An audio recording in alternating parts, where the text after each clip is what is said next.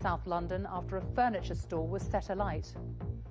The latest violence began this afternoon in Hackney in East London. If you think the UK is your country, then you are sadly mistaken.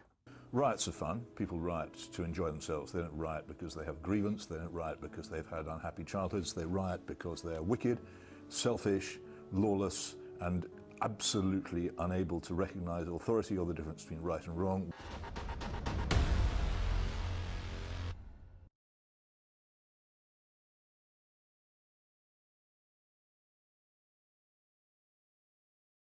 The backlash over Sainsbury's and Tesco's Christmas TV adverts reveals who the British really are.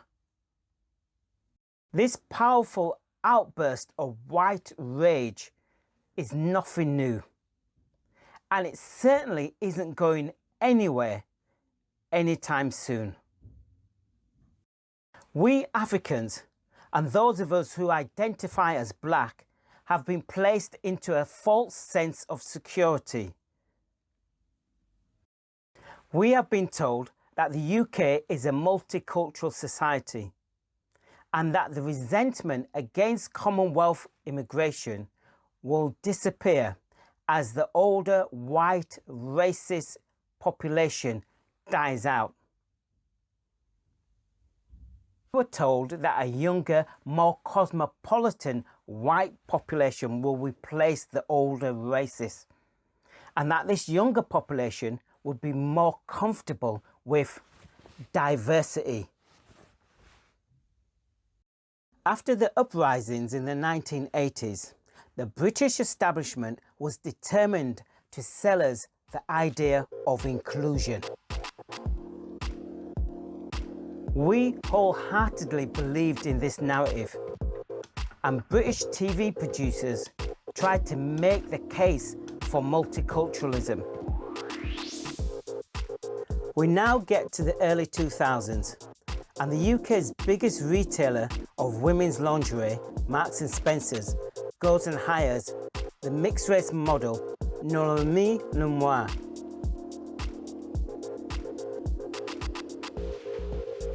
This mixed-race model heads up Marks and Spencer's national advertising campaign. It was a moment in British history, because some of us saw her face everywhere on these huge billboards and splashed all over Marks and Spencer's. We thought we had arrived, but it was all really a myth. All you had to do is dig a little bit deeper. For years, as a community, we had lobbied the BBC for a share of the TV licence money so we could set up our own national radio station and TV channel. And the BBC constantly refused. The BBC instead gave us a black music radio station in the form of BBC One Extra, and gave Lenny Henry a knighthood for all his work trying to get the BBC to make content relevant to our community. When diversity became a thing, the powers that be still refused to show an all-African family on national TV. They refused to show an African couple in a romantic setting. I don't think I've ever seen an African couple in a passionate embrace on national TV. Have you? What we have seen, and what we do see over the many years, is disjointed African families. You might have a single mother and child on the screen, a single grandparent and child on the screen. My grandson's not well. There's only one thing that makes him feel better. Not onions. He doesn't like those. A single father and child on the screen. But you never see a whole family on the TV screen. Wow. Now that would be something. The outcome of not allowing our community, the African community, to exist normally on TV is to delegitimise our existence in the UK. As a result of these policies, we as African people in the UK are delegitimised in the eyes of the British public. Even in our own lives, we believe that we are illegitimate. Our relationships are illegitimate. Our dreams are illegitimate. Our demands are illegitimate. So we live in this country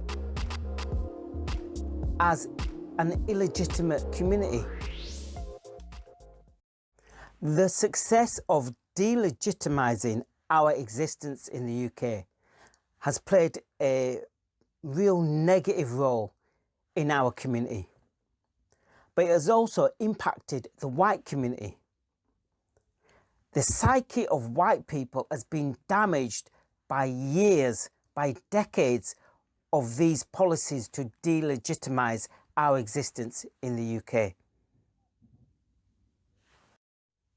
So much so that the white psyche cannot imagine that African people come from families. They can't imagine that we come from whole families.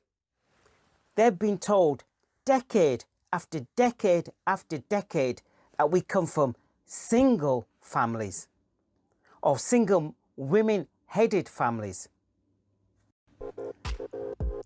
So when white people are confronted with a whole African family on TV in their living room, they can't compute it. They've been told, they've been educated, they've been conditioned to believe that African people do not have families. And if they do, they are single parent families. A single mother, 2 children, 1 child. But they don't have full families, do they? Hence the cultural and moral outrage at seeing a whole African family in a 30-second TV advert. 30 seconds. That's all it's taken to trigger those people.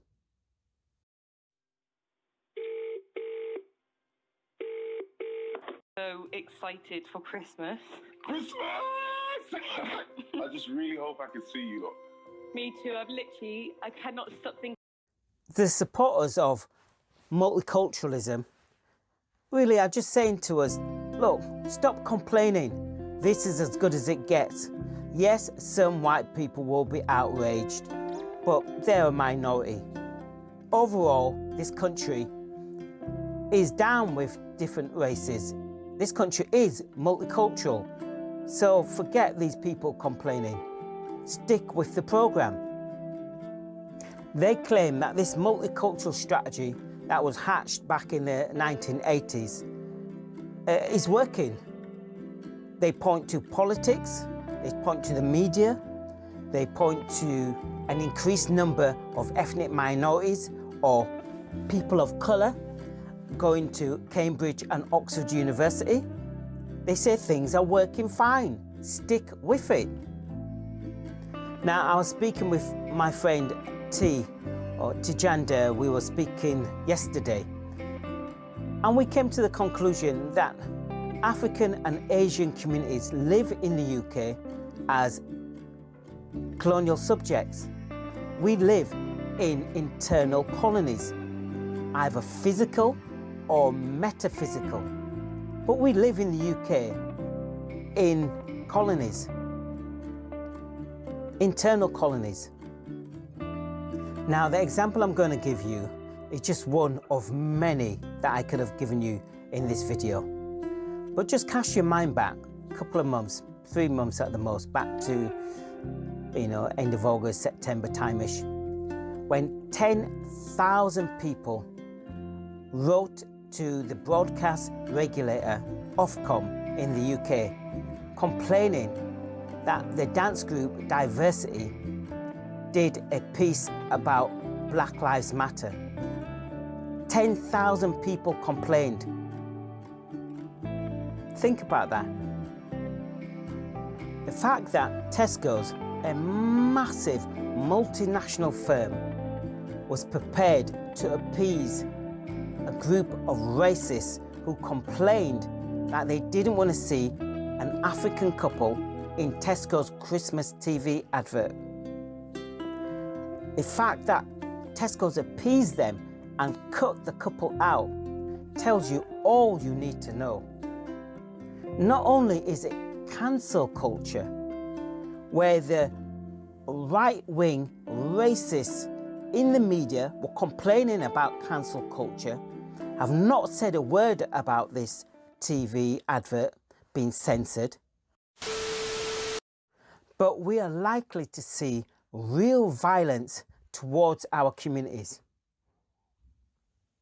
It seems that